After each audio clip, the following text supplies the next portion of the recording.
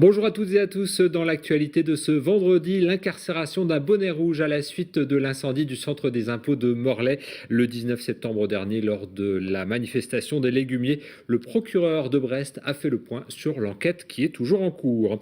Le carrefour des communes s'est achevé en présence de Marie-Lise Lebranchu, la ministre de la Réforme territoriale, une réforme sur laquelle s'interrogent beaucoup de maires de communes rurales, exemple sur les bords de l'Aule à Rosnoën. Et puis dans le Finistère, on fait du vin. Les vignerons de Bretagne se réunissent d'ailleurs ce week-end à Vannes. Et même si la production est modeste, ces artisans croient aux atouts de la région pour la vinification. Tout de suite, l'actualité de ce vendredi 3 octobre 2014. Un militant des bonnets rouges a été incarcéré et placé en détention ce vendredi par un juge de Brest. Le 19 septembre, lors d'une manifestation de légumiers, un incendie a ravagé l'hôtel des impôts de Morlaix.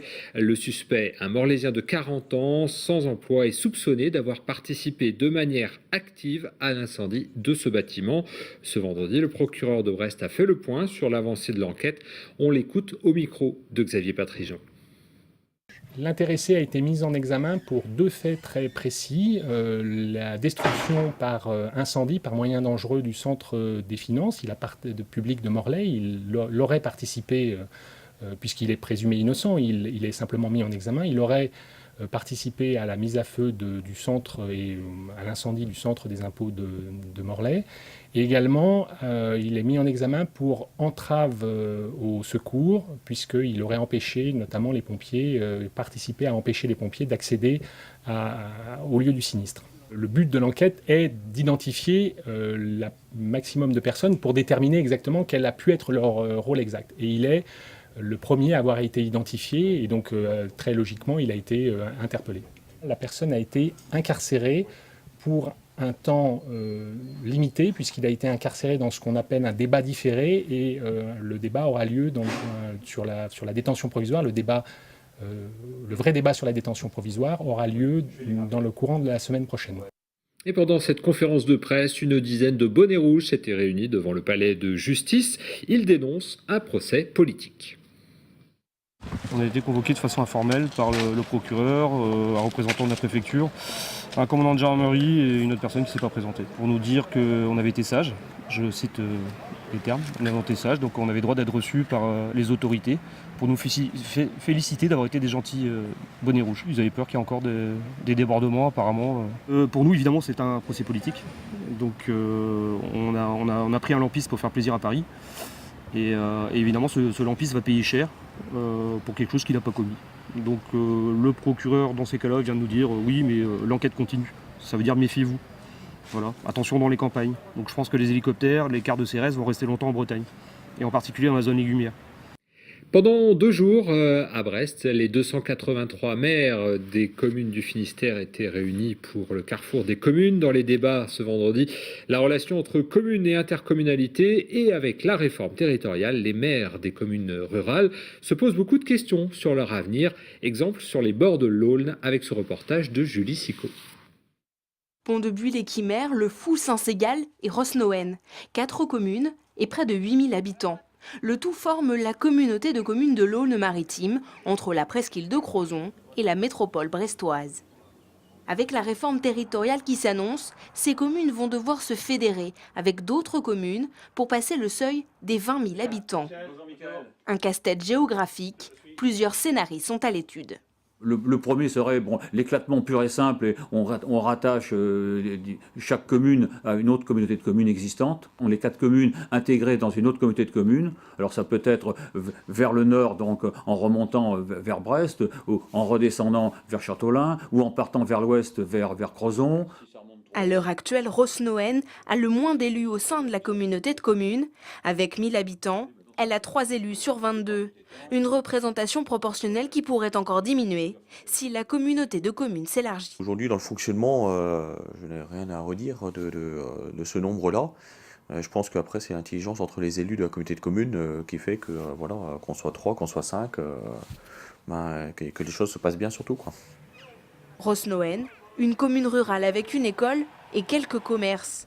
La crainte principale du maire, c'est surtout de perdre des compétences. Si on délègue le PLU à une intercommunalité, quels seront les choix de fait? C'est-à-dire, est-ce qu'on concentre l'habitat autour déjà des villes plus conséquentes et qu'au niveau de la ruralité, des petites communes rurales, on limite le développement, quoi. Quelque part, si y a le PLU est transféré à l'intercommunalité, l'étape suivante peut être l'école également, quoi. Et si le maire a peur de perdre des champs d'action, il souhaite surtout préserver la mairie, l'échelon le plus proche des citoyens. Tester ces projets, prendre conseil auprès des experts ou encore élargir son réseau, c'était les objectifs de la nuit de la création d'entreprises. L'événement a réuni 300 créateurs et partenaires potentiels ce jeudi à Vannes. Camille Pochet de TB Sud a rencontré ces entrepreneurs motivés.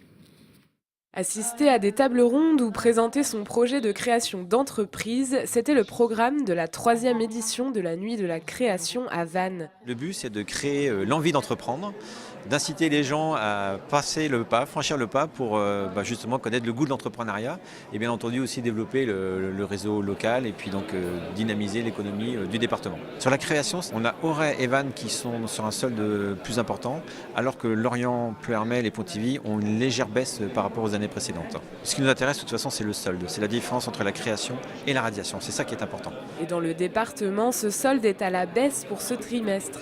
La création d'entreprises, elle, connaît un recul de 6% au premier semestre 2014 par rapport au premier semestre de l'an dernier. Et les nouveaux entrepreneurs peuvent inverser la tendance. Le labo des jeunes pousses leur était réservé. Face à eux, banquiers, experts comptables et experts de la CCI pour 15 minutes d'entretien. J'ai un projet de restauration à Singapour que j'ai adressé face à un banquier et un expert comptable. Et ça s'est très bien passé, de bons retours, des conseils appliqués, et puis l'aventure continue. De découvrir un peu l'émulation des entrepreneurs, l'organisation que la CCI met en place pour mettre en avant tout ça, et voilà, c'est super motivant, c'est intéressant. Un premier test, et ils étaient 8 à s'y essayer. Ça me permet aussi de pouvoir tester mon projet pour pouvoir le présenter à des business angels dans l'avenir. Le bilan est plutôt positif puisque le concept plaît. Après, il y a à travailler un peu plus l'aspect financier. Pour certains organisateurs, la particularité de cette année, c'est que les entreprises naissantes sont ancrées dans un territoire et porteuses de sens. Il faut bien le reconnaître, la Bretagne n'est pas reconnue comme une terre de raisins et de vinification, et pourtant il existe des vignerons bretons. Ils se réunissent ce week-end à Vannes pour échanger sur leurs pratiques. Guy Abalin a rencontré certains d'entre eux à Lanarvilly, dans le Nord Finistère.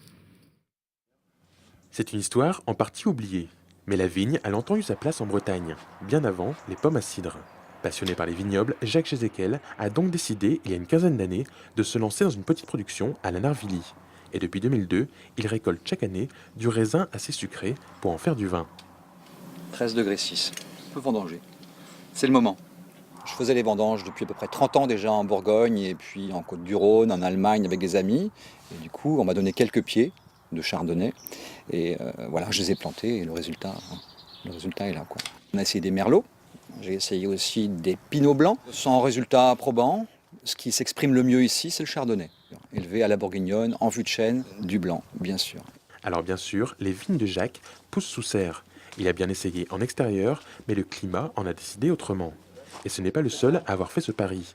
René et Pascal ont la même passion pour la fabrication du vin. Et ils se sont retrouvés autour d'un outil indispensable, un vieux pressoir chargé d'histoire, passé par le Tarn et le Vouvray. Et voilà, il est arrivé là et puis il nous sert bien. Il n'est pas très grand, c'est pratique pour le vin de garage qu'on fait. On peut appeler ça un vin de garage. Petit par la quantité, mais grand par la qualité. Présent. Pascal a lui aussi planté quelques vignes dans sa serre. Et c'est du champagne breton qui est sorti un peu par hasard de sa production de l'an dernier. Les gens sont un petit peu surpris quand ils goûtent notre vin et chaque année, ils disent vous progressez. Il est meilleur que celui qu'on peut trouver dans le commerce. La problématique, c'est de pouvoir pérenniser cette qualité tous les ans. Et on est tributaire du climat et puis puis aussi de la vinification. C'est pas une science exacte. Chaque année, Jacques produit une centaine de bouteilles. Pascal, un peu moins. Des bouteilles qu'ils gardent ou qu'ils offrent, car la production commerciale de vin est pour l'instant interdite en Bretagne. Un souvenir lointain du XVIIe siècle où Colbert, le ministre du Roi Soleil, a préféré le cidre au vin pour abreuver les Bretons. Voilà, à consommer avec modération, bien entendu. Et pour terminer, un petit mot, la tribu TBO s'est encore agrandie. Le petit Marcel a débarqué mercredi soir au sein de la famille Ferco. On félicite notre collègue Pauline Ferco et la maman et Arthur, le papa. Merci beaucoup de nous avoir suivis. On se retrouve lundi à partir de 18h30 pour un nouveau point sur l'information locale et régionale. Bonne soirée et bon week-end.